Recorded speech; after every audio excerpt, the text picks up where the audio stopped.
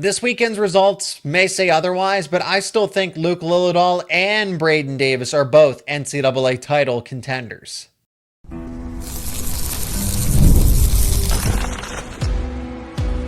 You are Locked On Nittany Lions, your daily podcast on the Penn State Nittany Lions.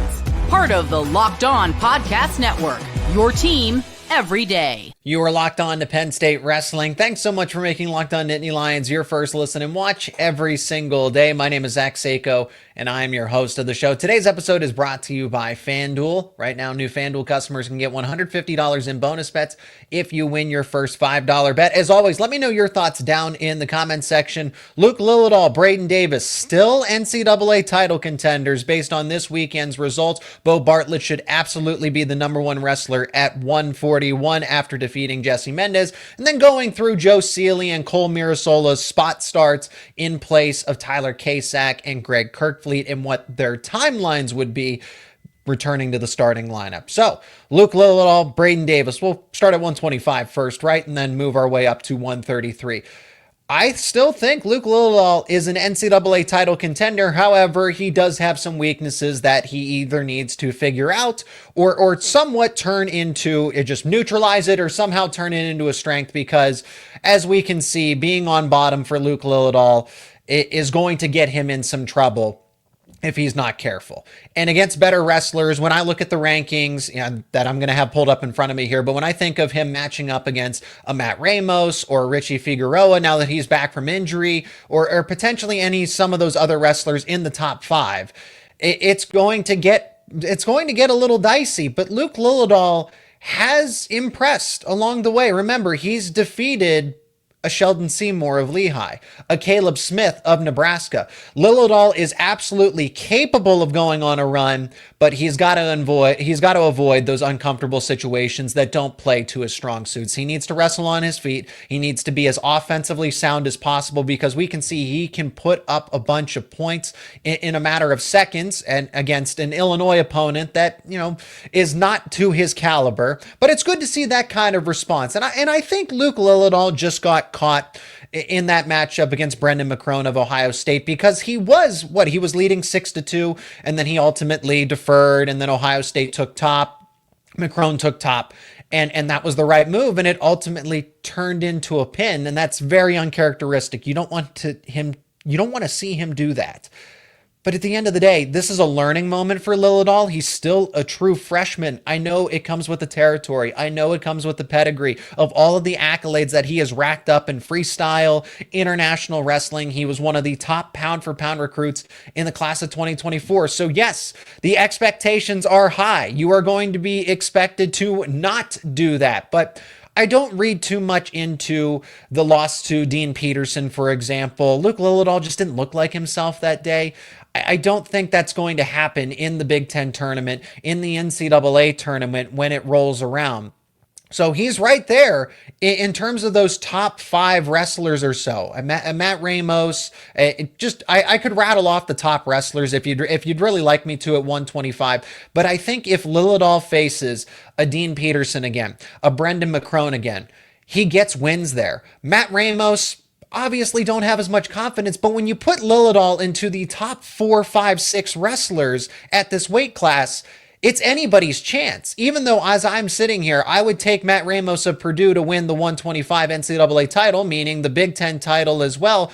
But I need to see them head to head, because how would Lilledahl respond in that matchup? Ramos he's obviously all around elite, but offensively he can score a lot of points. So I'd like to see that kind of offensive shootout between a Ramos and a Lilledahl. But here's also this. We are still yet to see the best wrestling from Luke Lilledahl. Lilledahl's only going to get better. He's only going to get craftier. He's only going to get smarter, and he's going to learn from some of these mistakes. Again, we have seen him in tight battles defeat a Sheldon Seymour and a Caleb Smith, two wrestlers who are ranked inside the top 10. So I don't read too much into, hey, McCrone got the best of him that day. That's understandable, but Lilledahl was leading and had two takedowns against McCrone before getting caught in a bad position. That's a mistake.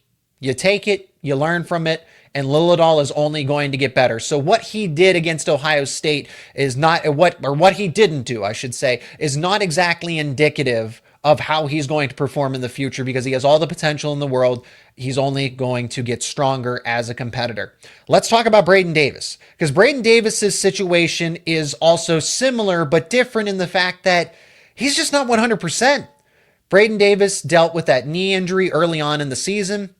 And then there were rumors of a scooter accident or of some sort. And while that hasn't been exactly confirmed publicly, but the understanding is that Braeden Davis is not 100%. And he certainly didn't look it against Ohio State and look it against Illinois. However, Davis to pick up a win, I'm actually impressed with the way that Davis wrestled despite not being 100%. Nick Bazakis of Ohio State is an All-America caliber wrestler. And Braeden Davis, his first match back, defeated him 8-5. And then Lucas Bird of Illinois. Now that's a little tough to go from wrestling, back-to-back matchups in a weekend. You get a day's rest, and then you're going up against Lucas Bird, who I think is a true national title contender. He's one of the best at 133. There's uncertainty around Ryan Crookham. Is he going to come back in time for the postseason or not? But I would say it's Drake Ayala, Lucas Bird, and then really anybody else. And then that's where Braeden Davis comes in. So if Braeden Davis is 100%, he's absolutely in this conversation of that second tier that could sneak their way into the semifinal.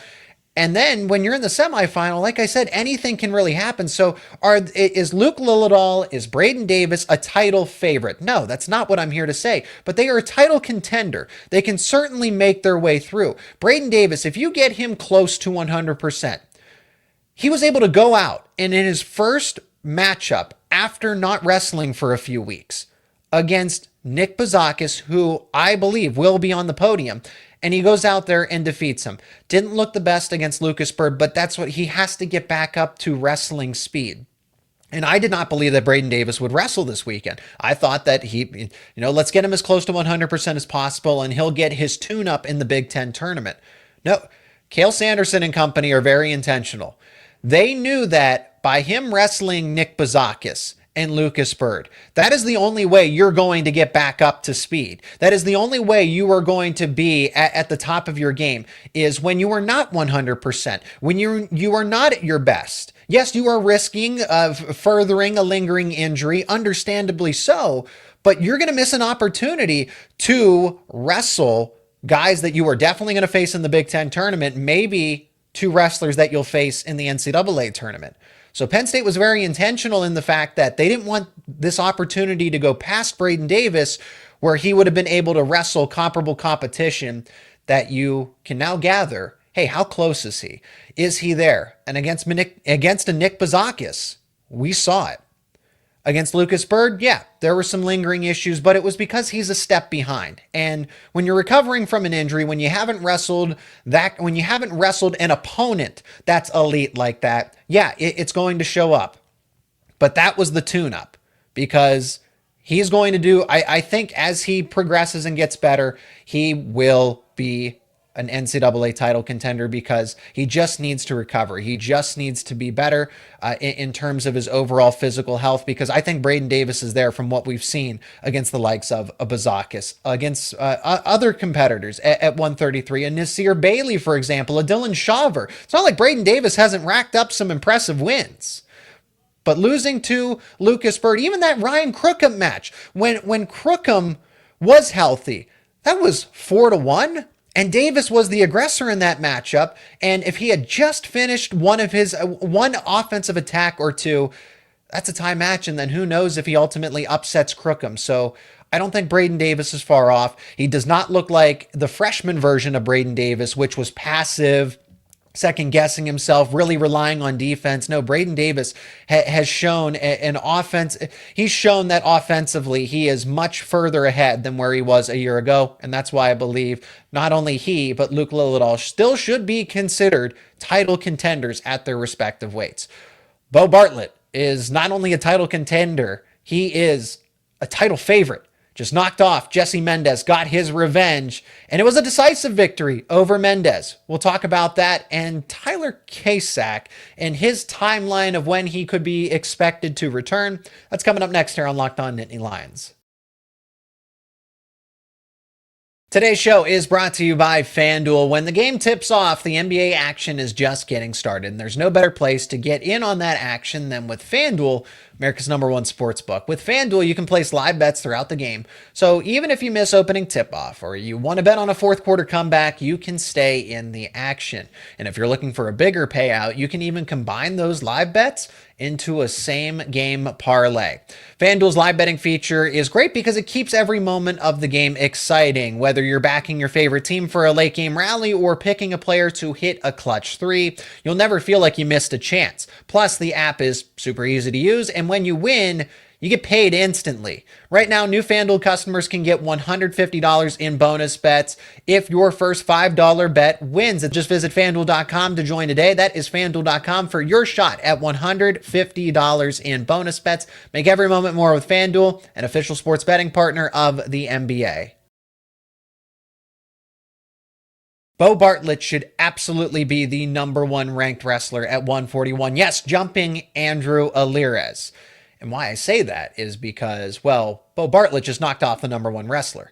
So if you need any argument above all else, this is the main point. It's not like Jesse Mendez lost to an outside wrestler of these three. It's not like he lost to somebody that was an upset. It's basically Mendez lost and Andrew Alirez and Beau Bartlett kept winning. No, Beau Bartlett took out the #1 wrestler. And that therefore would, and because his ranking's in proximity to him, I'm not trying to make an argument that, oh, if the number 20 wrestler happened to, and I know this would never happen, would knock off Jesse Mendez, that they should be the #1 wrestler. No, it's also the proximity of it too. He's the top 3 wrestler. And there's not really much that separates in terms of folk style wrestling at the NCAA level. Yes, I know that Andrew Alirez has defeated Beau Bartlett in the past on the freestyle circuit, but this isn't freestyle. This is folk style at the collegiate level. So Beau Bartlett has a better resume than Andrew Alirez, knocking off Jesse Mendez, taking out Brock Hardy. Moreover, now Jesse Mendez does have the most wins of the two, but when we're talking about losses now, okay, Bartlett doesn't have a loss in NCAA competition. I understand that, yes, Beau Bartlett did lose to Mendez in the NWCA All-Star Classic.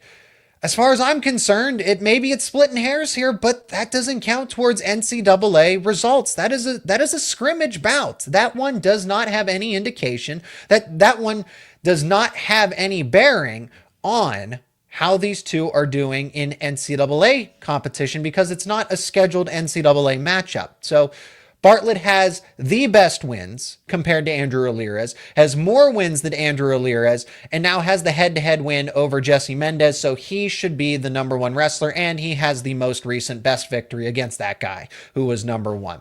So Mendez did not just lose to somebody else, and then that means that Andrew Alirez and Beau Bartlett bump up a spot. No, Bartlett beating Mendez gives him the right to the #1 ranking. And that was just good to see Bartlett win that matchup because time and time again, okay, yes, when we want to talk about something of an indication. The NWCA All-Star Classic result is an indication that Bartlett, man, that was 3 losses in a row. Lest we forget. And then going back to the NCAA championship and the Big Ten championship. And before that, Bartlett had won the regular season dual meet. So for what it's worth, Bartlett is now 2-0 against Mendez in regular season dual meets between Penn State and Ohio State. Funny enough, right? But there are going to be bigger matchups that matter. Okay, so that's where Jesse Mendez has the bragging rights, if you will, that he's won the ones that have mattered more. Big Tens, NCAAs, regular season bouts. Okay, but that's a difference in meddling. So Beau Bartlett certainly figured something out here, and it's easier said than done, but it is simplistic. It is simple that Bartlett scored early, and then he got to play defense the remainder of the way, and that is Bartlett's strength. It's not that he's weak offensively. But it is correct to say that he is a much better defensive wrestler than he is an offensive wrestler. And then Jesse Mendez had to go on the attack. He had to try to be the aggressor. He had to force shots that he didn't necessarily want to. And that's how we've seen these other ones unfold, either in the final seconds or with Mendez being in the lead and then just using the clock as his advantage. Bartlett did that, and look what happened. It was a fairly decisive victory. At least he led for a majority of the match. He scored early and then never looked back. So it's a decisive victory in that right, and that's very difficult to come by against the likes of a Jesse Mendez. So Bartlett, number one at 141 in my mind, absolutely should be. If you have if you want to argue the other side, absolutely you're welcome to. Let me know your thoughts down in the comments because I've seen an argument from people that say Jesse Mendez still should be the number one ranked wrestler because of all of those wins from Big Tens, NCAAs, and the NWCA All-Star Classic. All of that trumps what is right now. I disagree because Bartlett, if it was the NCAA championship and Bartlett had won, how would you try to frame that? It is the most recent victory, and we're talking about rankings for this season, not what happened last year, this season. Now let's talk about Tyler Kasak's timeline. Greg Kirkfleet, when could we expect him to be available again? As far as Tyler Kasak being in concussion protocol, this is serious. There is a tangible timeline that you're supposed to follow. Now, I'm not claiming to be an expert on concussions and everything else, but I'm just simply sharing what I know. And for Kasak, this is at a minimum a 4-week situation. So he gets injured against Maryland, and for what it's worth, he had the cut above his eyebrow, and he was getting poked in the eye, and then he ricochets his head off of the mat. So Tyler Kasak has really been beat up above the shoulders here. And going into concussion protocol is the right thing to do simply for his safety and long-term outlook. But this is a 4-week window. Gets injured against Maryland.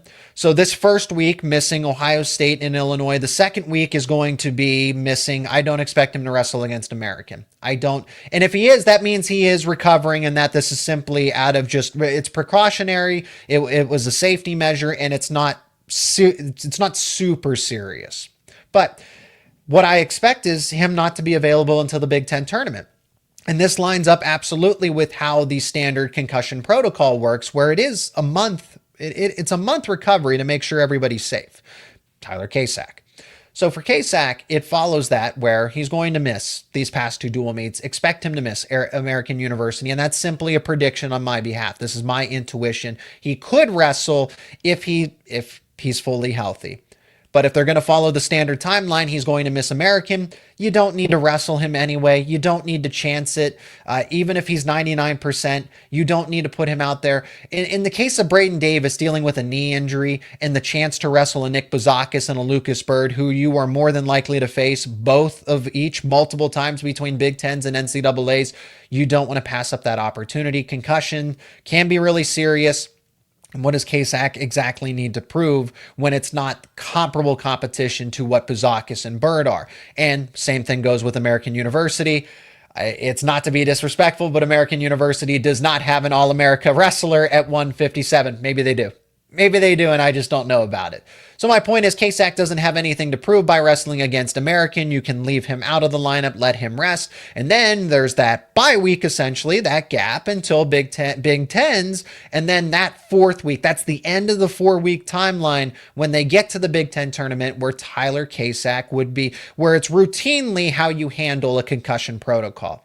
So that's kind of my expectation. Of course, as members of the media, we will certainly ask Cael Sanderson what their plan is or what he can tell us about the injury report. Same thing goes with Greg Kirkfleet. I, at this time, do not have any inside information as far as what Kirkfleet is dealing with, if this was simply rest, if this is an illness, if this is hopefully not injury related of any sort, but Greg Kirkfleet mysteriously missing from the lineup. If somebody knows something that I don't, let me know your thoughts in the comments section of what it could be. Maybe reading too much into this and it is simply rest and he'll be back for senior day against American University and then ready to go against Big Tens and NCAAs accordingly. But let's talk about their replacements.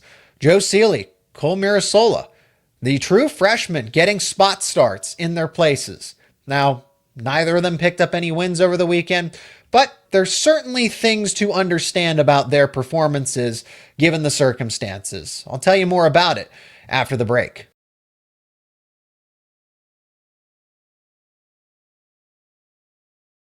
Joe Sealey, Cole Mirasola, there's concern that they're not ready, and it's a good thing they're not in the starting lineup.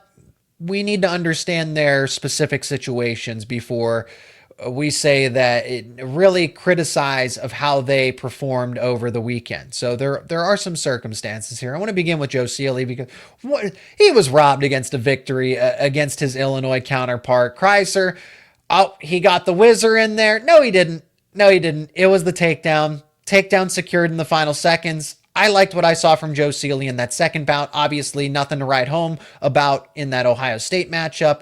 But those were two quality veteran wrestlers that he was going up against. And again, like Luke Lilledahl, it comes with the territory if you're Joe Sealey. You were one of the top 10 pound-for-pound ranked wrestlers in the nation. You're going to have lofty expectations. But let's add some context here. Not a lot of people are talking about this, but Joe Sealey and Cael Sanderson confirmed this, that he was dealing with, and maybe still is to an extent, kind of like Braeden Davis, was dealing with an undisclosed injury. So that certainly kept him out of practices. He hasn't been wrestling at full strength, and he hasn't been wrestling for the full capacity that he could be as a true freshman that needs development. So I'm not going to be as critical of Joe Sealey. And then what is his plan ultimately? Is he at 165? Is he what apparently he's supposed to? I've seen people who have commented that his outlook is at 174 and they're having him bump up another weight class. Then he makes the cut to 157. So Sealey's kind of all over the place based on internet discourse. He was recruited at 157. But what we tangibly know is that he wrestled at 157. So for the most part, he's here at 57, 65, whatever that may be. Penn State's intentional. Cael Sanderson and company are intentional. They do not just hand out spot starts for no reason. Oh, well, Joe Sealey, you have potential, so therefore we're going to give you this. That's not how it works. You have to earn your right to go compete on a given day. So that means that Sealey probably went through practice, probably impressed them enough in practice, despite the injury, to be able to trust him to go out there and wrestle at 157. In both bouts. Even though Penn State fully expects to win both of those dual meets, you are trusting a true freshman that hasn't wrestled, hasn't faced other competition to that point in time, and then has the injury to go along with it. Again, I can't tell you the severity of it, but Cael Sanderson said that Sealey's came back from an injury, but we liked what we've seen from him. It very well could have been David Evans, could have been Connor Pierce. So something happened at practice to where they felt strongly enough about Joe Sealey wrestling, and he won that second bout against Illinois. That's a bad call. It's not like it was 1-1, and then Cael Sanderson throws the brick and then the call. No, the call happened on the mat. The points were awarded. It was 4-1 and then riding point for Kreiser of Illinois. So therefore it's 4-2. Okay, fine. But it's still a victory in the final seconds with that takedown. The refs robbed him of his first takedown, robbed him of his first career victory against Big Ten competition, even more so. And then I want to see Joe Sealey take this and almost use this in a not that he needs it, but use this as motivation. Use this as a teachable moment to a point where you don't want that to happen again. You don't want to leave it up to the referees, and it just gets you to, work a little harder because that's in the back of your mind. So I was impressed with the way that Joe Sealey had wrestled against Illinois, Ohio State. Just throw that in the garbage can. Don't worry about it. Learn from it. As far as Cole Mirasola goes, same thing. Let's talk about Mirasola's situation. This is a wrestler that was competing on the international circuit and in high school around 210, 15 pounds. At the international level, 97 kilograms. So forgive my math. It's around that ballpark of 210, 215 pounds. He's currently wrestling around that same weight of 220, 225. Mirasola at heavyweight is not going to add weight just for the sake of bulking up to 240, 250 pounds as soon as possible. That's unhealthy, and that's going to be bad for him as a competitor. You don't just add weight for the sake of adding weight. It has to be healthy, good weight. And that's not going to happen in a few months. That's going to take a year and some change. I don't expect Cole Mirasola to start to hit his stride until February, March of 1 year from right now. Not even November of next season when he's the starting heavyweight, assuming, right, he takes over for Greg Kirkfleet.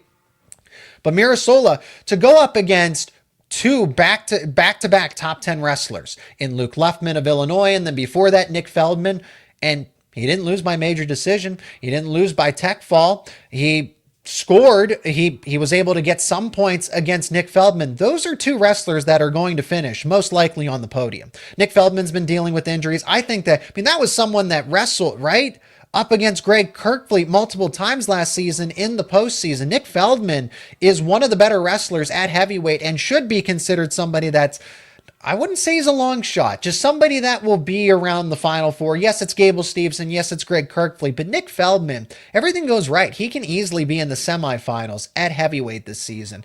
And Cole Mirasola was not dominated by either of them by any means. So I like that Mirasola, who's wrestling around 220, 225, is going up against competition that weighs 250, 260 pounds. He's giving up 40 pounds of weight against his competition, and he was able to hold his own. There is a lot to like about where the path, the trajectory that Cole Mirasola is on moving forward, and we'll see how his twin brother continues to develop at 197 pounds. Now, Josh Barr is there, but that's a completely separate conversation and what's going to happen in the future. But do know that Joe Sealey and Cole Mirasola are on the right track, and there are positive takeaways from this weekend against Ohio State and Illinois. Thank you so much for checking out this episode of Locked On Nittany Lions. That's going to do it for us here. As always, let me know your thoughts down in the comments section. Any questions that you have, any thoughts about Lilledahl, Braeden Davis, Beau Bartlett being number one, anything, the true freshmen that wrestled this weekend in their places. If you're new to the show, please subscribe to the YouTube channel and wherever you get your podcasts. Please like this episode, share it with friends and family. We cover all your favorite Penn State sports teams here. Of course, Penn State wrestling, Penn State football, Penn State men's basketball. It is all right here on Locked On Nittany Lions. And again, thank you so much for making Locked On Nittany Lions your first listen and watch every single day. For your second listen and watch, check out Locked On Big Ten, hosted by Craig Sheeman. Craig puts the Big Ten first, covers all 18 teams in depth, and that's why it's called Locked On Big Ten. It's available on YouTube and wherever you get your podcasts, and it is part of the Locked On Podcast Network, your team every day.